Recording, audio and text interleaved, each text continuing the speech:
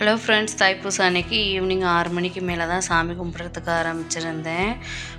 செவ்வரளி பூ பறித்து கட்டி முருகப்பெருமானுக்கு போட்டுட்டு அபிஷேகத்துக்கு தான் ரெடி பண்ணிக்கிட்டு இருந்தேன். வேல் முருகப்பெருமான் வாராகி தாயை எடுத்து நல்லா க்ளீன் பண்ணி எடுத்துட்டு நான் இன்றைக்கி 3 அபிஷேகம் பண்ணியிருந்தேன். பால் அபிஷேகம், குங்கும அபிஷேகம், திருநீர் அபிஷேகம். ஒவ்வொரு அபிஷேகத்துக்கும் க்ளீன் பண்ணிவிட்டு மஞ்சள் குங்குமம் வச்சு பூ வச்சு தீப தூப ஆராதனை காட்டி நிவர்த்தி செய்யணும். அதுக்கப்புறம் எல்லா விக்கிரகங்களையும் தொடச்சி எடுத்துட்டு மஞ்சள் குங்குமம் வச்சு அலங்காரம் பண்ணி வெத்தலை தீபம் தான் போட்டு சாமி கும்பிட்டுருந்தேன். இன்றைக்கி பிரசாதமாக நான் பால் பாயசம் வச்சு தான் சாமி கும்பிட்டுருந்தேன். நீங்கள் எத்தனை அபிஷேகம் பண்ணினீங்கன்னு மறக்காமல் கமெண்ட்டில் சொல்லுங்கள். என்னென்ன அபிஷேகம் பண்ணினீங்கன்னு சொல்லுங்கள். அபிஷேகம் பண்ண பாலை மட்டும் நாங்கள் பிரசாதமாக எடுத்துக்கிட்டோம்.